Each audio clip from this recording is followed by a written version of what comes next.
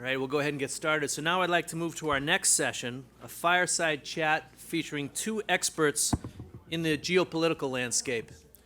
And it's hard to consider economic issues without understanding the geopolitical backdrop.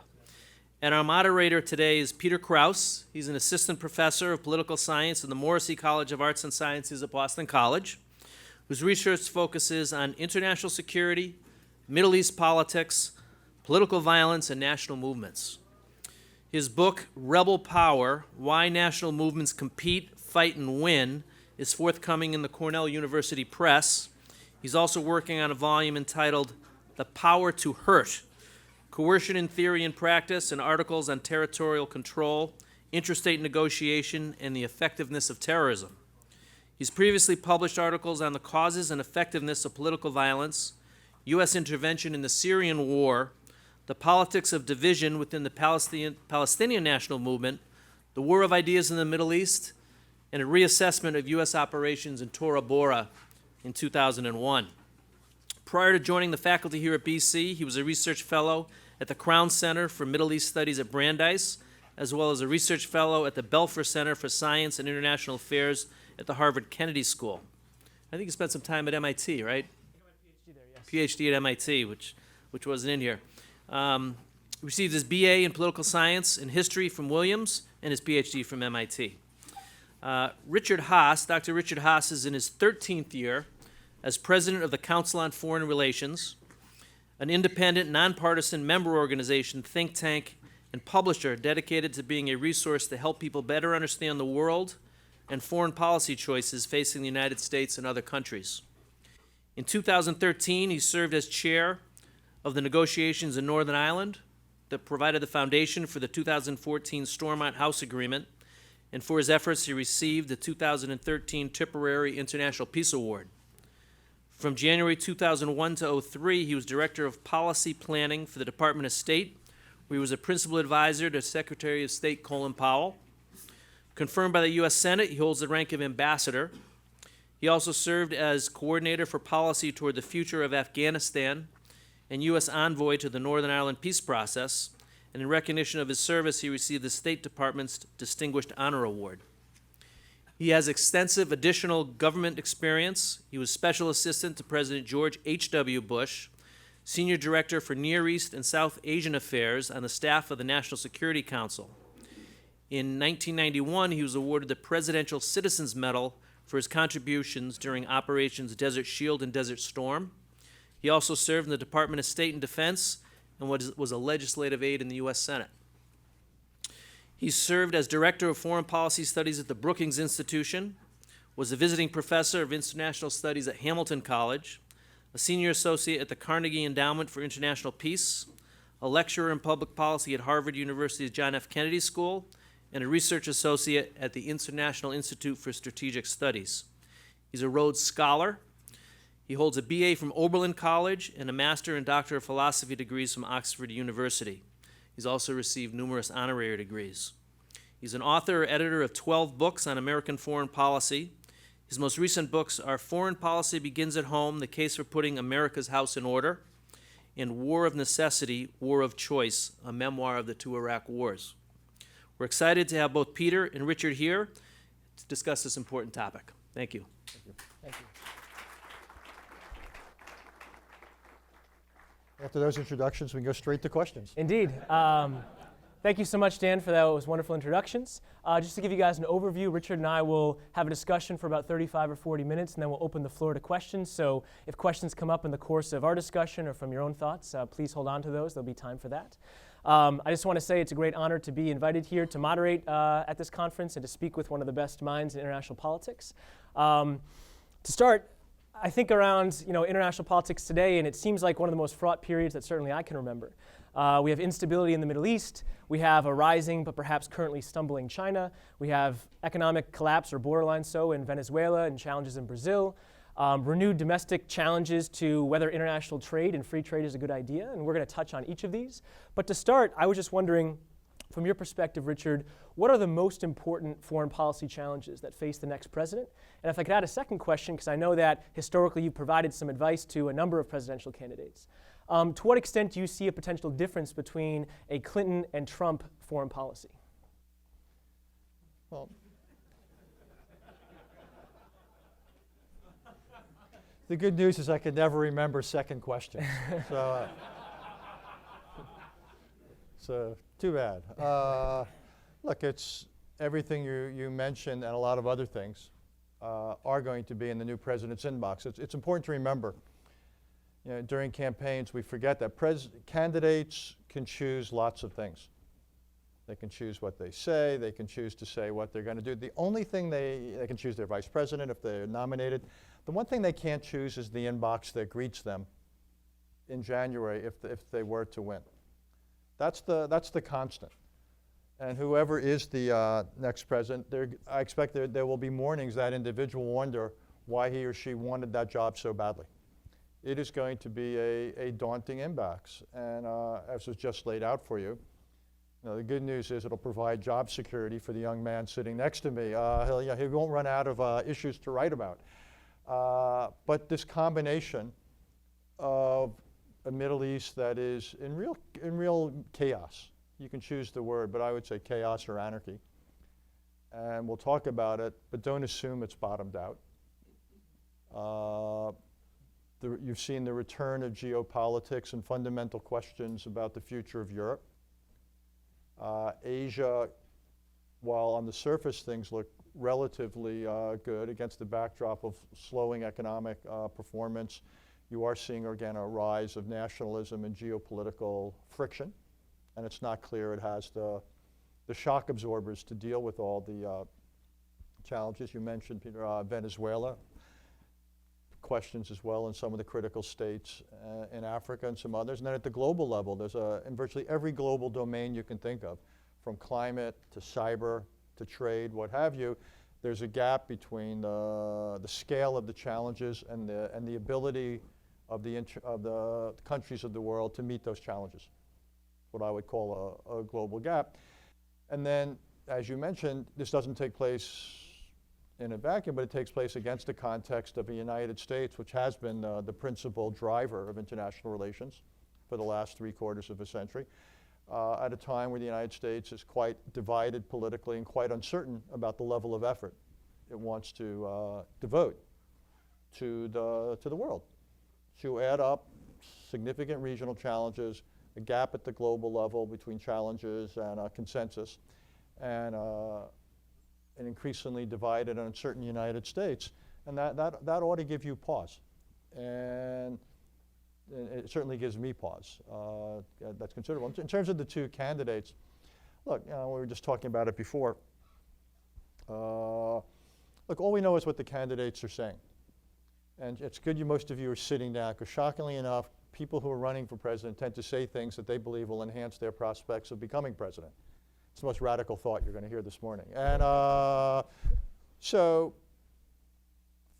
I wouldn't assume necessarily, I wouldn't rule it out, but I just don't assume a one-to-one correspondence between what is said and what people would actually do. Plus, if they are to get elected, they wouldn't assume office, what, 5, 6, 7, 7, 8 months from now? That's a long time in terms of, it's hard to know exactly what will be in your inbox come the end of January. Plus, I don't know the exact results of the congressional elections. I would think the Republicans are likely to keep the House. I don't know about the Senate. Republicans may keep it narrowly, may not. The one thing I am 100% sure of, there's going to be divided government effectively, simply because you're not going to have supermajorities and all that. So whoever is going to be the next president, he or she is going to have to deal with the reality of divided government, if you will, what the framers' intent of checks and balances. As Brandeis once said, the purpose of the Constitution was not to promote efficiency, and in some ways was to push back against the possibility of significant policy departures, not to preclude them, but to make it more difficult rather than less so. So it's difficult to know, but that said, sure. What we're seeing are clearly different directions in foreign policy. We'll learn a lot more, or somewhat more, about Secretary Clinton in a few hours. She's giving a major address today. I think it's in San Diego. So we'll know more about the allies. But all things being equal, because she has a track record as senator and a track record as Secretary of State, I would think the confidence, if you will, in large aspects of continuity would be fairly high, that the departures would probably be more retail departures rather than wholesale departures. And from Mr. Trump's articulated statements, if he were to actually try to carry them out, some of the departures would be considerably larger. He is, particularly in questions of trade, relations with allies, and so forth. But again, that's taking things at face value and assuming that one would want to and be able to implement, one would say. But all things being equal, yes, I think it's fair to say that you'd probably have more continuity than less with Hillary Clinton, and at least an effort to have less continuity than more if you were to have Donald Trump. And you have to then decide if you're more content than not with the way things are, whether more continuity than less would something you would welcome or something you would push back on. Excellent. Well, let's start with the Middle East. So one of the things that I've been struck by, and I know as the president of the Council on Foreign Relations, you have one foot in the academic world, but also one foot in the policy community. There's been a big debate over the degree of intervention for the United States in the Middle East. If you look historically, back when President Bush was around, the big criticism was— Which President Bush? Oh, George W. Bush. So 8 to 16 years ago. The debate was intervening too much, getting us involved in costly wars. We need to really pull back from the region. Under President Obama, there's been somewhat the opposite criticism of, laying out red lines in Syria that we then don't back up. We've stayed too much out of the fray. That's hurt our credibility in the region. And so one of the questions is, and again, this has an academic connotation as well, there's a debate over restraint as kind of a grand strategy where you want to pull back versus kind of deep engagement where you want to stay involved. So I'm interested to know, what have we learned over the past 16 years for U.S. grand strategy in the Middle East, and what is the way forward? I often point out that wars are fought 3 times. First, you have a debate about whether to engage the war, whether to go to war. Then you fight the war. Then you have a debate, a third war, over the lessons of the war. And for a lot of what you just mentioned, we're in round 3. The danger is that people will draw the wrong lessons. Or to put another way, they will draw lessons for all seasons, and there's virtually no lessons about intervention that are good for all seasons. Intervention per se is not good or bad. When I was writing for President Bush the father, Bill Sapphire, who I thought was one of the great columnists of the ages, wrote an article about a speech I'd written for President Bush the father, and he called it the "it depends" doctrine. And I thought that then, and I think it now. I think the answer is it depends. Intervention. I wrote a book about intervention that actually grew out of that speech. And interventions are not per se good or bad. It depends on compared to what? All the other options. An intervention is not a switch. And interventions are a dial. There's all forms, as you know from your writing, of interventions. So you can have interventions for narrow tasks that military forces can directly carry out, or you can have interventions for broad tasks that military forces can't accomplish. What they can do is provide a backdrop, and hopefully those things will happen. You've written about coercion, which is an example of that. I happen to believe that the intervention that became Desert Shield and Desert Storm was warranted. I called it a war of necessity, and I argued it was a good one. I was quite critical of the Iraq War of 2003. I called it an ill-advised war of choice, and I think history will be critical of George W. Bush for what he did and how he did it. I think for Barack Obama, I believe history will be critical both of what he's done and what he hasn't done. He will be criticized for interventions. I would think the Libya intervention will be high on the list of the criticisms. And he will also be more often criticized for what he didn't do, for drawing the red line, not responding to it, which I believe was probably the most consequential inaction of an American president in years, if not decades. I think he'll be criticized. And if you're like me, I actually wrote about it. I was critical of going into Libya, but then I said, if you're going to go in, you got to follow up. I thought he had the worst of all worlds. We went in, if you will, violated the Pottery Barn rule then, and we didn't take ownership of it. The idea that Libya was going to somehow just sort itself out was, to me, beyond a pipe dream. If one knew even a little bit about Libya. In other cases, pulling the troops out of Iraq or not doing more, I believe, which I thought was a totally doable task to get the Iraqis to accept a contingent of American soldiers, I thought was a mistake. The Afghanistan timeline I believe, was a mistake. So I believe history will be quite critical of President Obama, both for what he's done, what he hasn't done, and how he's done it.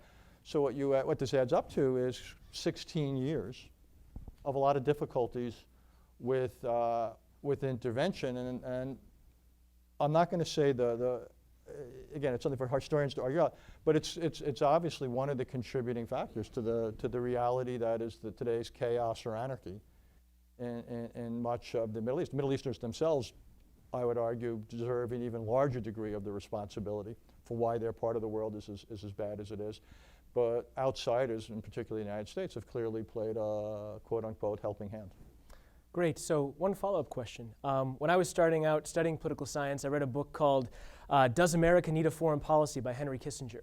And in some sense, it argued the opposite of what you were saying, of kind of suggesting that we need a consistent policy because if we don't have one, it's tougher to reassure allies. Obviously, you can decide whether to go into a given country or not, but things like forced deployment, things you know much better than I do, you need to plan out kind of long in advance. And so a lot of the debate is, should we be having, multiple carrier groups in the Middle East stationed there for rapid reaction or not? So I'm interested to know what you think of the costs and benefits of that.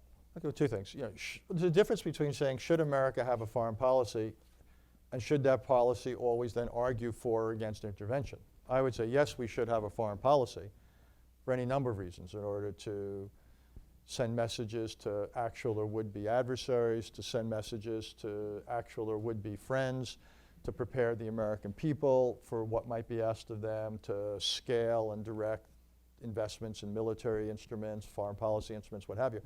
But that doesn't mean we should have a consistent, we either always intervene or not. Again, it depends upon the situation. What are your interests? What are you likely to achieve? At what cost? What are the alternatives from doing nothing to using a different balance of instruments? So that's I think it's important to distinguish between the strategic and the tactical. Strategically, we need a foreign policy doctrine. I think there's an argument for predictability and consistency. Tactically, though, how we implement the doctrine of military intervention is simply one form of implementation. That's got to be varied, and you get into trouble with any set of extremes there.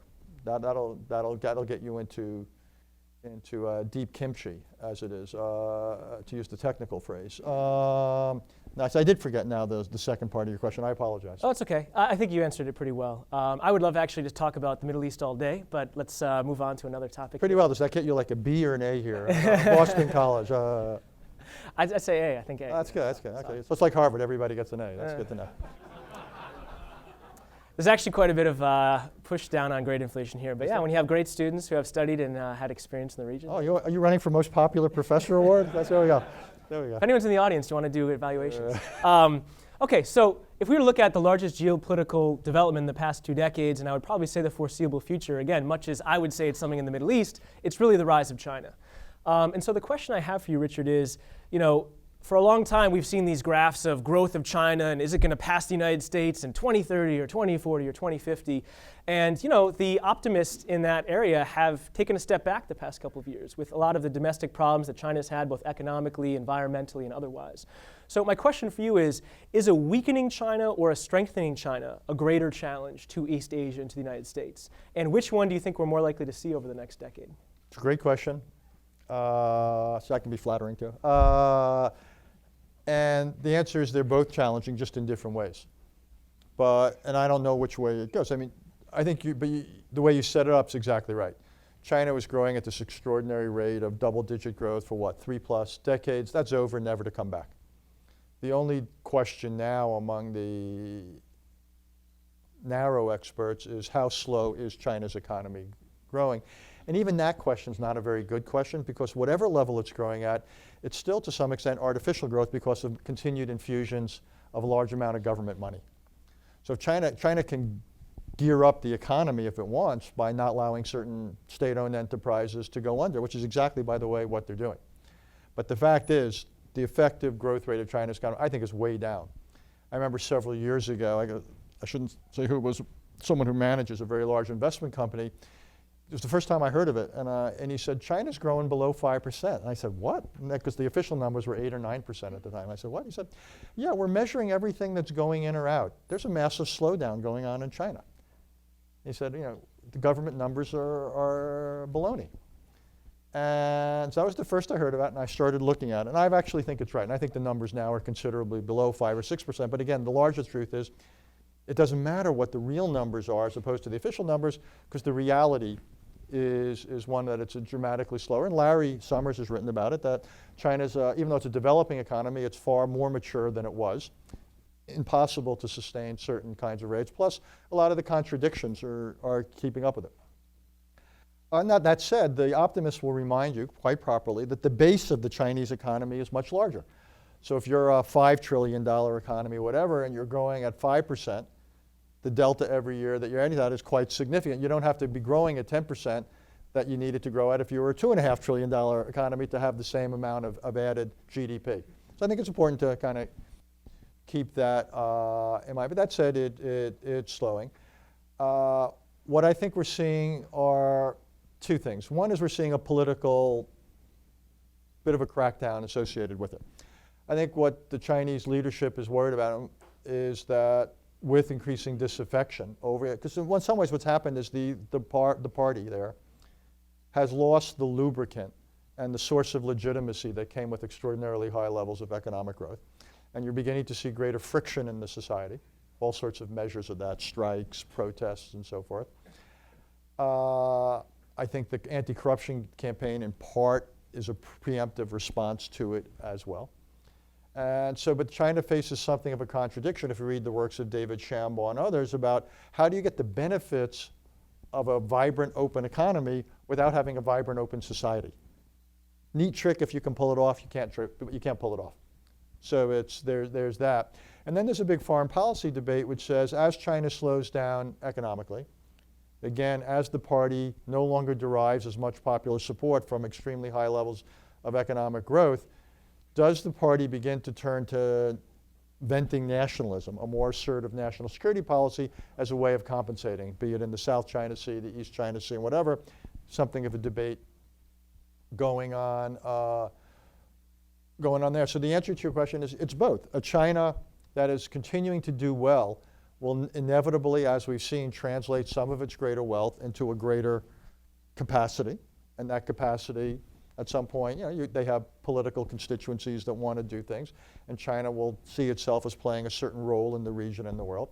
And there's the risk that a China that's not doing well might turn to foreign policy as a bit of a distraction, as a way to compensate for a loss of performance. So either way, we've got to be, I would say, conscious of China. It's not an argument, though, for a containment strategy, which I do not believe is warranted for all sorts of reasons.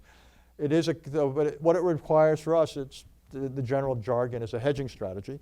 We work with China where we can, but we push back where we have to, and we prepare for certain types of challenges. It requires then tremendous deftness, DEFT-ness on our side, bit of nuance. It's not a one-dimensional, it's not a policy for all seasons. It might mean we have to cooperate with China on Tuesdays and Thursday mornings on this set of issues in this part of the world, but push back against China on Wednesdays and Friday afternoons on these issues in another part of the world.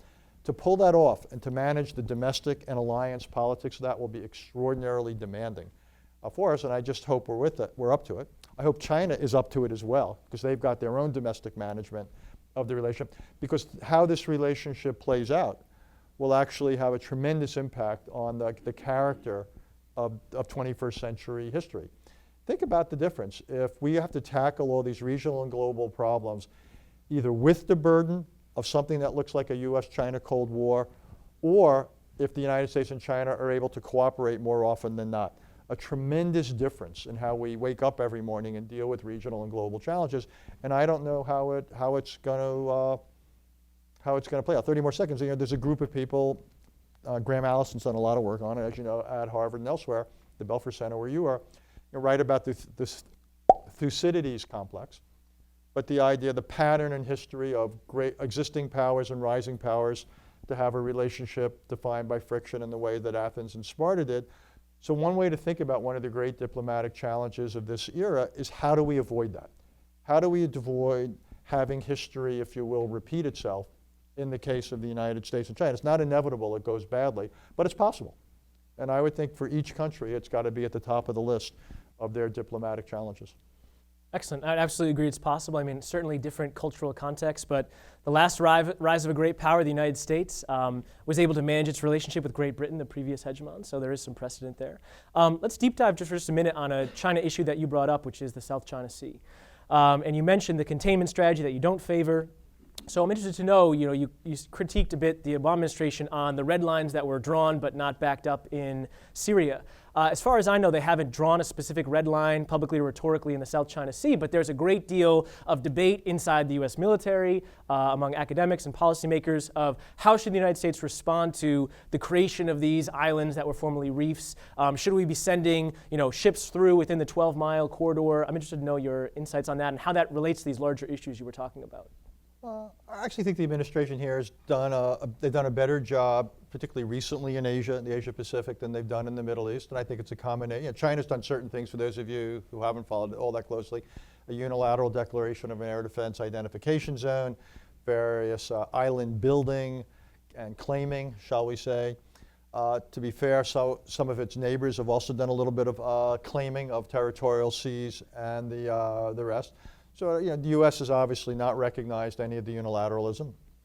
We've done overflights, we've done some sail-throughs, and I think that's the right sort of thing. You had the president's trip to Vietnam the other day, which I thought was a good step, and send certain messages to China. We've obviously expanded our relationship in the East China Sea with Japan.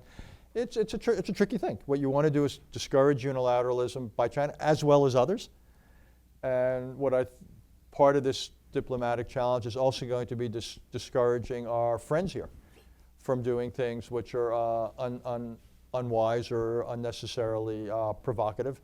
So how do you give support but not blank checks? So again, this is going to be a situation to be managed. Actually, in terms of Asia more broadly, I would say there's lots of issues out there. You're not going to get agreements on where to draw lines. You're not going to get agreements on who owns this rock in the ocean or this tiny island. What you're going to have to try to do is get understandings and arrangements about how to manage a situation absent formal agreement on who owns what. And that's the best you can hope for. That's not bad, and that's ambitious, by the way. But that's where we are. But you're not. If you look at the map of Asia, you've got you still have lingering, not just a divided Korean peninsula, but you got the Russian, Japanese islands. You got Japan, China. You got half dozen countries with claims in the South China Sea. China, India still have. So none of these things is likely to be resolved. The real question is, can you keep them from becoming incidents? And if they were to become incidents, can you prevent incidents from escalating into conflicts? So this is, to me, a traditional, classic diplomatic challenge. It's in the realm, unlike the Middle East, a lot of this is in the realm of the doable. Excellent.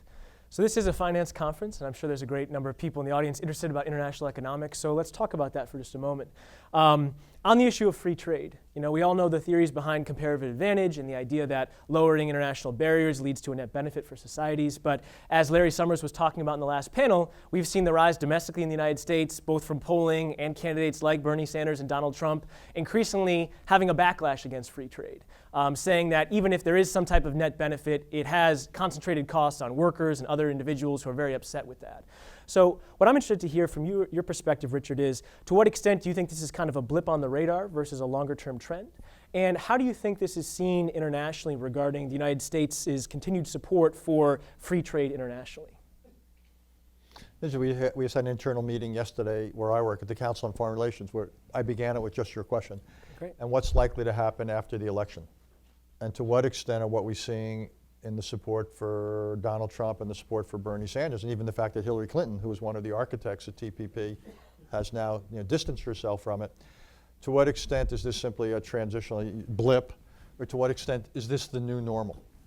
The answer is I don't know, but I fear it's more the new normal. In part because trade is being blamed or scapegoated or held accountable for lots of stuff going on, which is not trade-induced, but is technological innovation-induced.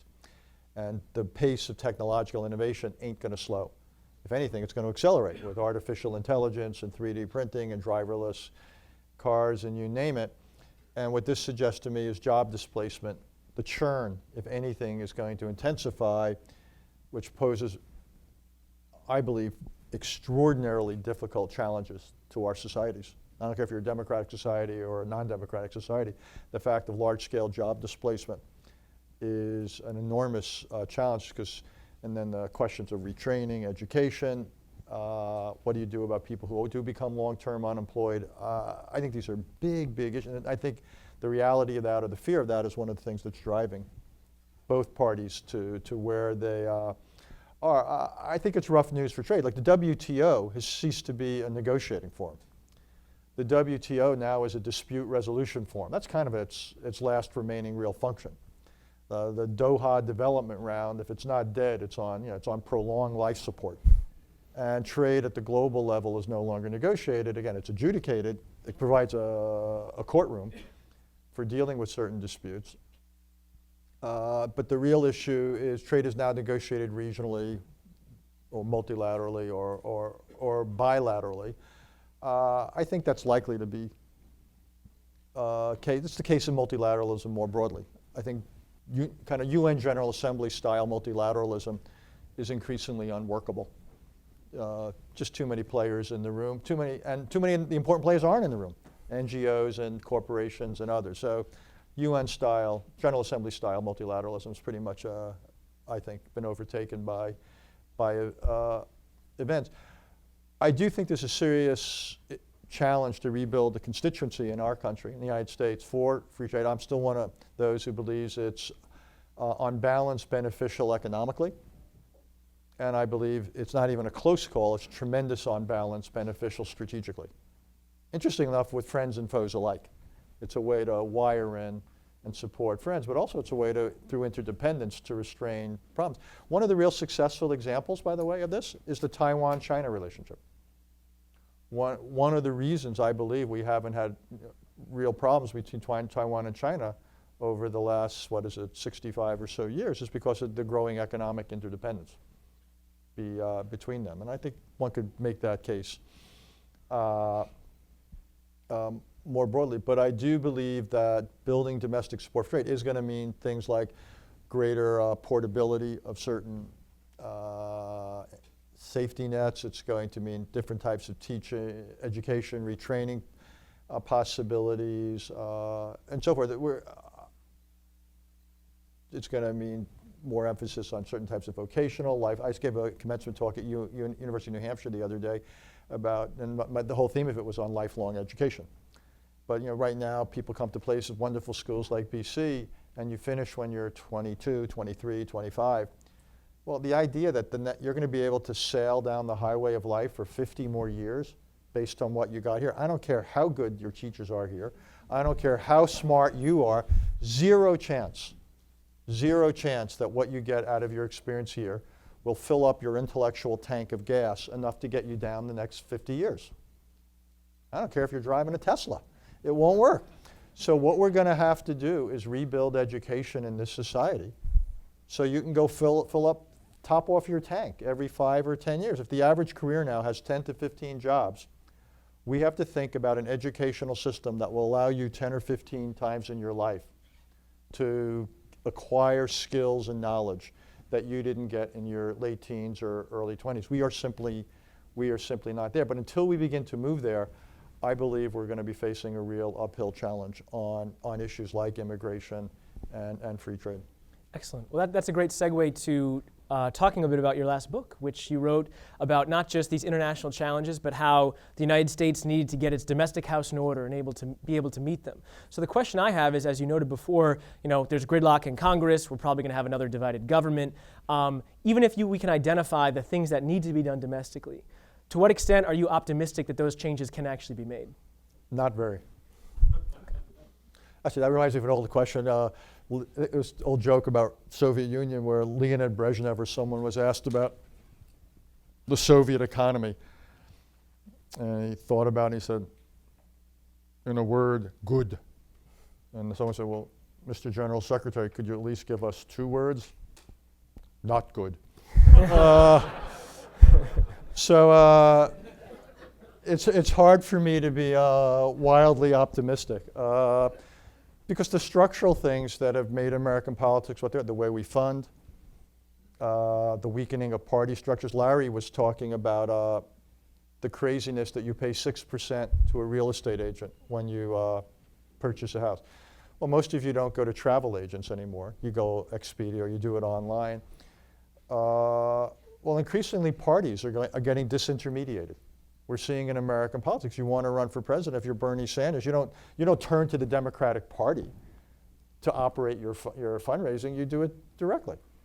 Or if you're Donald Trump, you don't ask the RNC to do something, you post your tweet.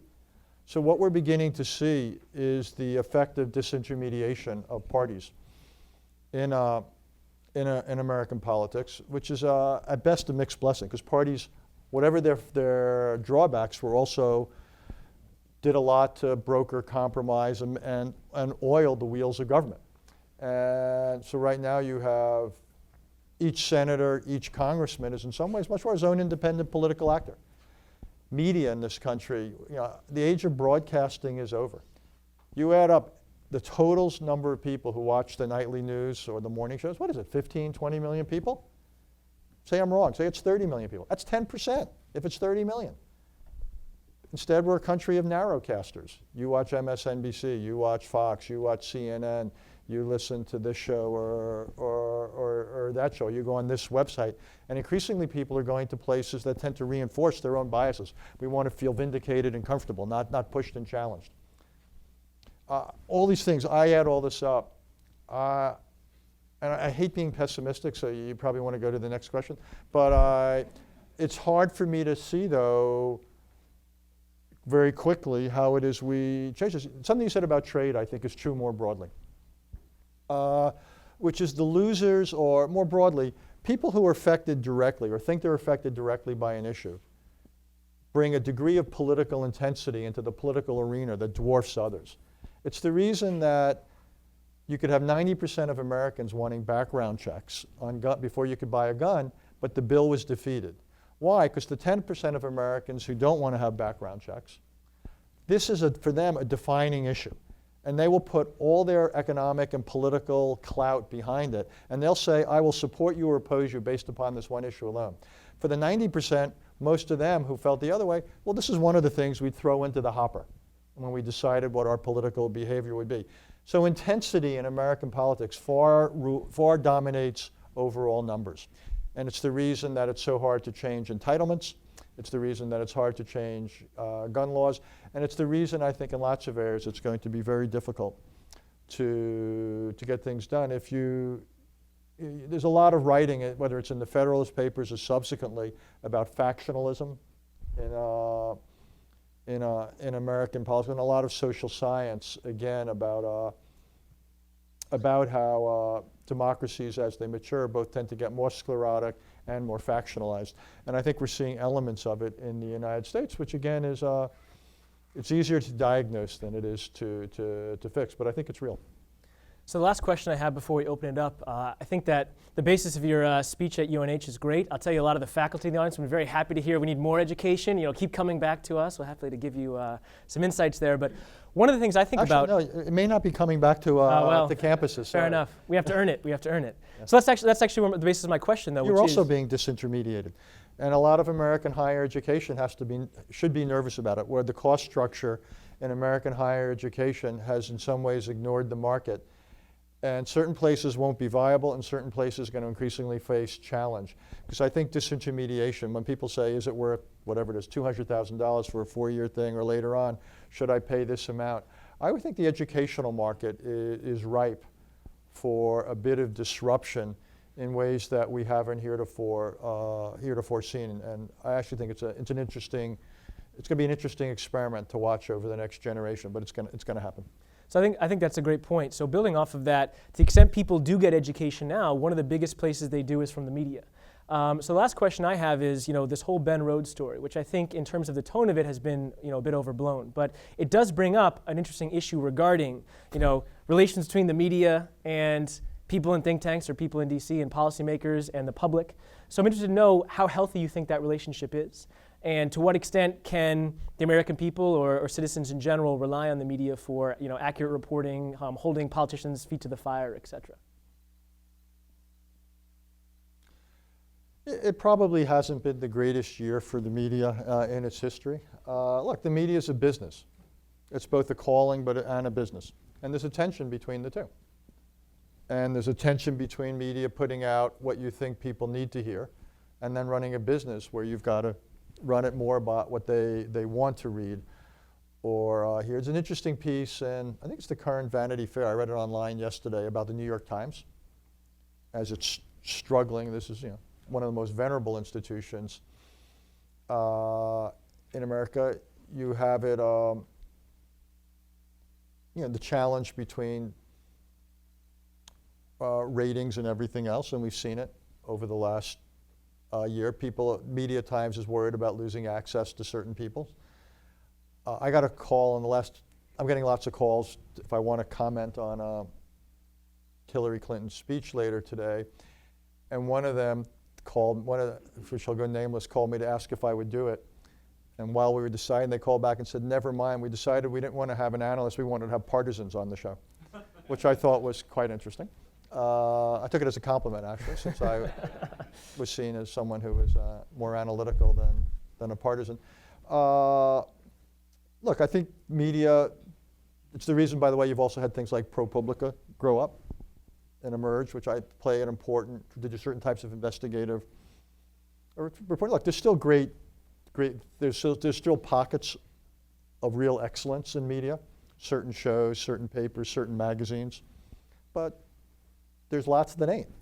And so you got to be wary of what it is, what's advocacy, what's description. Media is not as good as analysis. It's not its business to do prescription. That's why we have editorial pages. But it's an uneven landscape. And it's place for organizations like mine then to put out analysis to basically contribute to the public debate. And it puts a lot more demands on the reader or the viewer, because you've got to think a lot about what's the explicit or implicit agenda of what's coming at you. Not just what they're saying, but what is it they're not saying. What are they not? And I've got a real problem with often the lack of international coverage, which I think feeds into some of the tendencies in this country that the world doesn't matter, and so forth. I don't think the media does a particularly thoughtful job of covering the world and its impact. And I won't say anything more about that interview, because that interview was bad for my blood pressure. But I'll leave it Fair at enough. that. So read Foreign Affairs, great way to go. If you don't know, that's produced by Council on Foreign Relations, best international affairs journal out there. All right, with that, we will close this part of the session, and open it up to questions. So please, I don't know if we raise hands or whatnot, but Richard, you're happy to Sure. go for it. No tour of the world now can be complete without talking about North Korea. Sure. And it just seems like a terrible, terrible Yeah, I agree. situation. What do you think our policy stance should be towards this? And to what extent do you think that in the frustration of the moment, probability is Sure. really world changing? Question was about North Korea and what we should be doing and what's the risk. Look, this has been a U.S. policy failure for a quarter of a century. We have basically faced a North Korean challenge of developing nuclear weapons. And when there were opportunities to act, we didn't. And we instead talked. And the North Koreans, I believe, has essentially used the 2+ decades of talking as a cover to develop a significant nuclear program. And whether they have 10 or 8 or 12 nuclear weapons remains to be seen, but they're building greater capacity to produce enriched material. They've also got missiles. They're also working on warhead miniaturization. It's quite possible that before the end of the first term of the next president, so that's by 2019, 2020, if not soon thereafter, the Director of National Intelligence will come into the Oval Office and say, Mr. President, Madam President, we now believe North Korea either can put small warheads on missiles that can reach California, or will soon be able to. And because nothing, even the most recent resolution that denounced them in the UN ratchet up sanctions. It's not going to change that. And so very quickly, I believe the United States is going to have to decide whether it can live with the reality of a North Korean nuclear capability, not just the one of 10 nuclear weapons, but maybe 15, 20, 25, maybe more, that can target the United States, even with inaccurate missiles. We're going to have to decide whether that's an acceptable or tolerable situation, in which case we then have to think about what kind of defensive arrangements we build against it in terms of missile systems. We're beginning to do that with South Korea and Japan. What sort of declaratory strategy we would have in terms of, in order to bolster deterrence, and what if any red lines we would declare. Or we could decide that this is intolerable, and what it is we might do in order to try to deal with it in various preventive ways. We've got to the point where these are, shall we say, wildly unattractive options, but that's where the debate is. We're actually coming out with a big study on it from the Council. We commissioned a task force on it, just because we believe it's that important. And we don't believe it's getting the kind of serious attention. It's almost like we've grown too comfortable with it. I don't know what the North Koreans are going to do. When I was back in government, North Korea was on the short list of most difficult places to analyze. Any country that so concentrates power in one individual is almost an impossible intelligence target. North Korea, on top of that, is an awfully difficult place to penetrate. So who knows what the regime might do in terms of something reckless. They've certainly done it any number of times in the past. I believe China here is central. 2/3 or 3/4 of North Korea's trade goes in and out through Chinese territory. If China wants to put pressure on North Korea, trust me, they could. Problem is, China's, as much as they don't like North Korea, they're scared of doing it. So one of the questions is there a dialogue with China that we and others could have that would reassure them about futures on the Korean Peninsula that might be less worrisome than the future of a North Korean collapse or North Korean nuclear capabilities and what that might mean? I don't know. But so I think there's options we're going to have to consider with China, and there's options we're going to have to consider postures vis-a-vis North Korea. But get ready for that debate. It's coming, and it's coming fast.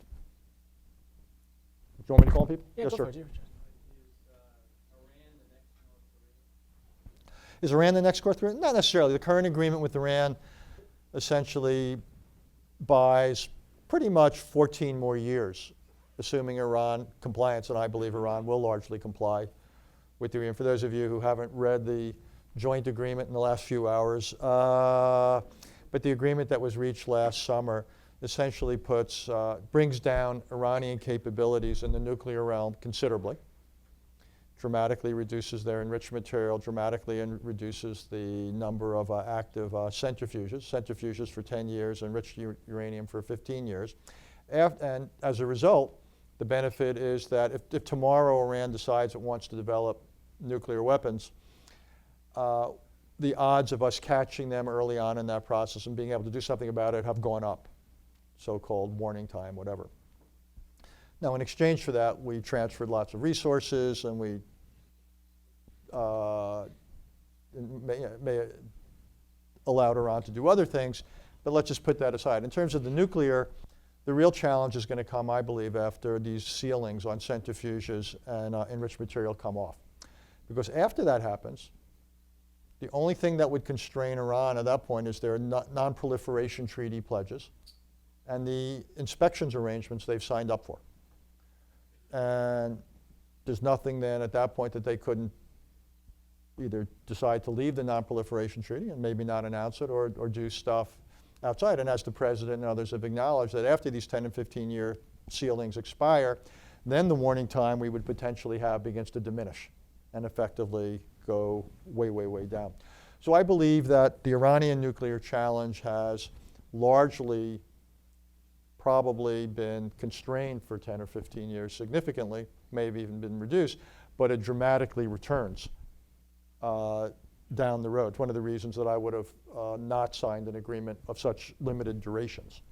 And it was something of a debate on the US side, and I believe that we should have held out for an agreement of longer durations. It's not at all clear to me that of short duration will be sufficiently reassuring to some of Iran's neighbors that they might not want to have nuclear programs of their own.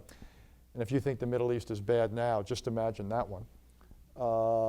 And also, I'm not one who believes that over the next 10 or 15 years, Iran is guaranteed or even likely to evolve in ways that we wouldn't be as concerned if they were going to go down the nuclear path. I call that wishery, not strategy. Might happen, but I don't see any reason to count on it. So I believe that this is largely a problem that's been, a nuclear Iran, largely been delayed, but it's in no way been eliminated.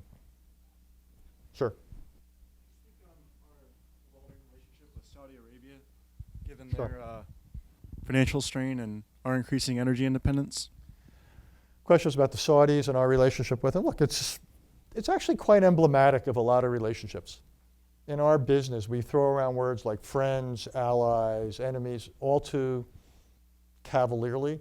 Saudi Arabia is a good example of a country that doesn't quite neatly fit. We agree on some things, but we disagree on many others. And for years, they were spreading around money. They're actually better on it now, but for years, their funding of various Islamic institutions around the Middle East and the world has had a tremendously adverse impact. We obviously have disagreed at times on Syria. We've disagreed upon the Israeli-Palestinian relationship. We're not dependent directly on Saudi Arabia in terms of oil. Saudi Arabia has the world's probably second largest reserves after Venezuela, but Saudi Arabia is still essential to the world oil market. If you're talking about a world oil market of plus or minus 90 million barrels a day, Saudi Arabia is pumping 1 out of every 9 of them. And the cushion right now in the global energy market between world supply and world demand is less than 1 million barrels a day. So if Saudi Arabia were suddenly, for a choice or out of simply events, took 2 million barrels of oil off the market, your gas would not be costing $2.39 at the pump anymore. So the United States is still dramatically affected. That's why I don't use the phrase energy independence. We may be energy self-sufficient net. But we're not energy independent either directly, because we still need to import 4 million barrels a day to offset the gap between what we import in our refineries, but also we're so dependent on the rest of the world economically.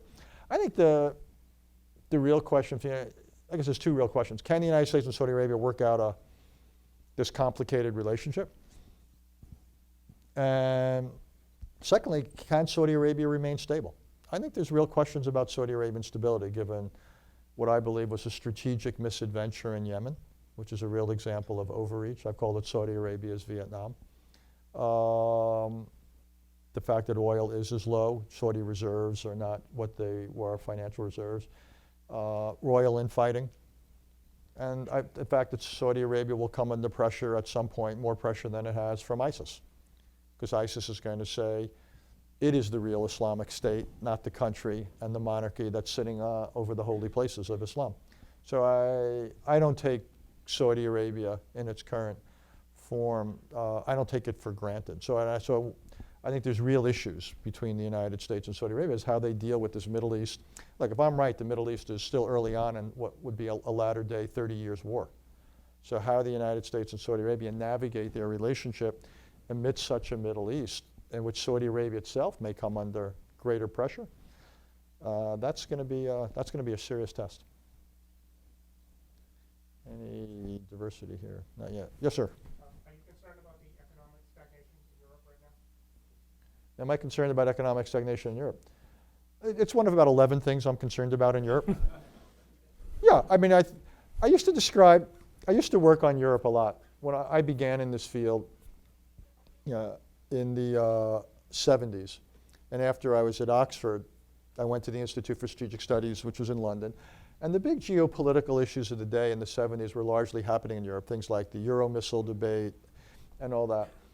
And that was all weathered. The Cold War was weathered. And Europe, in some ways, became just downright boring. I mean, the EU is many things, but basically it was boring.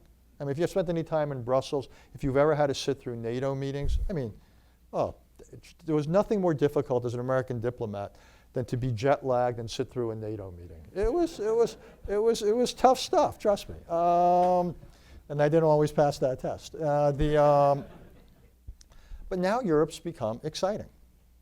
And I don't mean that as a compliment. It's really worrying. I mean, you've got the return of geopolitics with what the Russians, pardon me, did in Crimea as well as Eastern Ukraine, what they could do. You got NATO re-NATOizing. After we kind of de-NATOized a lot of Europe, we're now re-NATOizing parts of Europe. You've got all the refugee issues. You've got structural low economic growth. And I don't see that changing. I think Japan's a real warning here. I mean, what I think, as a 1 minute digression, but I don't know if Larry got into this, in which case I apologize because he knows a lot more about it than I do. But what we've basically seen is a world that's tried to operate on the basis of what central bankers alone can do. And I think central bankers have been quite creative for the most part. But at the end of the day, they are just central bankers. They don't control fiscal policy, and they don't control fundamental issues of political and economic reform. So whether it's the Bank of Japan or Mario Draghi, there's just limits to what they can do. And you don't have social compacts that allow dramatically different fiscal arrangements, taxation, and very hard to do certain things with taxing, even harder to do certain things with reducing spending in Europe. And structural reform is, again, extraordinarily difficult. So I don't see the combination of geopolitics, refugees, and the political pushback against real structural reform, no. I don't see Europe. And one thing I've left out is demographics. What, again, Europe and Japan face is tremendous demographic challenges. We have time. Oh, sorry. I'm sorry. So no, I don't see Europe coming out of this. And the fact that we're seeing the populist rise, we're seeing with that's the canary in the coal mine. It'd be very interesting to see, what are we now, 3 weeks away from the Brexit vote. The last 3 polls averaged out even. It'll be very interesting to see how the vote goes there about whether there's a closet Remain vote or a closet populist vote. But I do think Europe is in some ways in play in ways that if we had had this meeting 2 or 3 years ago, it never would have occurred to me to even imagine that Europe would face the raft of issues and its future be as uncertain as it is now. It would not have occurred to me 3 years ago. Wonderful. We have time for just one last question. You call it. I'm not going to make the last one. All right. Well, there's only one choice. So that's easy. Right here. Thank you. What's your opinion on European no-go zones, and are they coming here to the United States? What do you mean by no-go zones? Oh, you mean like in certain neighborhoods and all that? Yeah. Well, mostly from what I can tell, they're not true. The idea that these zones, quote unquote, exist. And look, that said, I think Europe has historically not been as successful as we have been at integrating immigrant groups. They've also got larger percentages than we had in certain cases. We basically, have done, all things being equal, a better job at making the society open. Europeans have not been just culturally, it's more of a cultural move than a political or economic move. So I think they have the reality that they've got certain populations that don't feel as part of the society. They now have the added burden of massive numbers coming at once. The challenge for Germany, for example, is not simply housing, feeding, and clothing an enormous number of people. At one point it was over 8,000 a day, which would be the equivalent for us of over 30,000 a day. But then it's the long-term social integration, education, jobs, what have you. That's a tough challenge. I think we've done better at it, and we have to be careful we don't muck it up. And I think it's important that, it actually comes back to the first question, I think it's important that we keep open the promise of upward mobility in this society. What has made this country tick more than anything else is this sense of possibility and upward mobility. And I reject the inequality, but inequality is not the problem. We've always had inequality in this country. What we've also always had is opportunity and mobility. And the danger will be if mobility and opportunity are not available to most Americans. And what we've got to think hard about as a society is how do we make sure they are? And that gets into, it's everything from attitudes to access to education, to access to health care, and so forth. And that's where we've got to get it right. In Europe, what worries me, sorry to go on so long, But Europe has had a problem, and it's affected immigrants and others, which is it's been more rigid socially. And Europe has suffered more from class distinctions and all that. We as a society, I would argue, have to be very careful that the United States does not become increasingly defined by class, because then we will have problems with people who feel left out of upward mobility, and that will affect immigrants and that will affect non-immigrants alike. And I think what we're seeing in this campaign is a bit of a warning shot. It's a bit of a message. But no, I'm not worried about what you say. And also, I think, one last thing, 30 more seconds, sorry to go so long. This balance between civil liberties, privacy, collective security, I think we've gotten it more right than the Europeans, and they're playing catch up. So no, I don't think we have I don't think we have a significant problem, which is not to say there won't be individual incidents. Of course there can be. But by and large, I think we've done a far better job than the Europeans have done of integrating immigrants and making them feel part of the social fabric. We just got to make sure we keep it that way. Thank you, Richard. Thank you, Peter. Thanks for that great discussion.